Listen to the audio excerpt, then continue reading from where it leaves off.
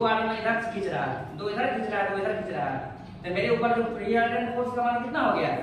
0 होगा। दो इधर से जितना मान इधर दो वाले इधर से दोनों रिजल्टेंट फोर्स क्या आ गया? 0 आ गया। लेकिन जैसे ही अगर मान लेते कोई आदमी दो आदमी इधर खींच रहा है और दो आदमी इधर खींच रहा है, अब मेरा रिजल्टेंट फोर्स किधर जाएगा? इस डायरेक्शन में, किस डायरेक्शन में? अब इसके बीच में कुछ एंगल बन रहा है ना, जब दो फैक्टर बनेगा, उस दोनों फैक्टर के बीच में एंगल बनेगा, तो दोनों फोर्स को हम कैसे ज्वाइन करेंगे, यह तरीका हम लोग सीखेंगे। समझ में बात आ रही है क्या होता है?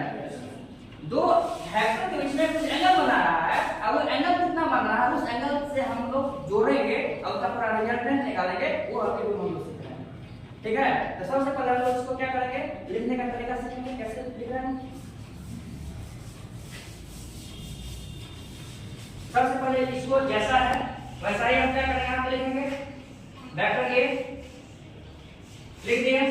अब क्या किए, अब क्या करना है, इसका टेल इसके हेड से कन्वर्ट करवा लेना है, इसके टेल से इसको कन्वर्ट करवा दिए, और जितना एंगल बन रहा है उतना एंगल हमने निकाला, इसलिए यहाँ बना दिया, है ना। अब बताओ इसको क्या करेंगे, इसका टेल और इसके हेड से मिलान करवा दिए, यही क्या बन गया, आर बन गया। लेकिन अब हम लोग पहले कंपोनेंट तोड़ने का तरीका सिखाए, कैसे इसको कंपोनेंट तोड़ते हैं। तो कंपोनेंट तोड़ेंगे तो इसको इसका हेड से इसके जस्ट से क्या करना है, परपेंडिकुलर मिला देंगे।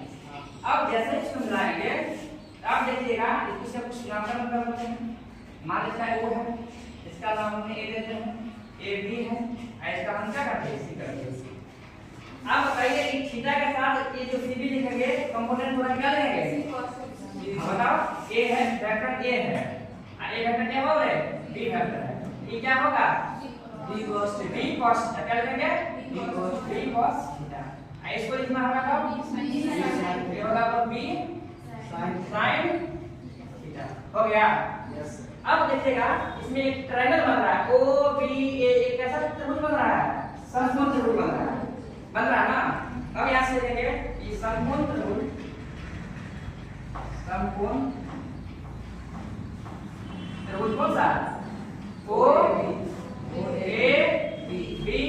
में, OAB में कर्ण जानते हैं, कर्ण क्या है, OA कर्ण हो गया, आधार क्या हो गया, OB आधार हो गया, और हाइपोट मतलब परपेंडिकुलर हो गया, ये परपेंडिकुलर है।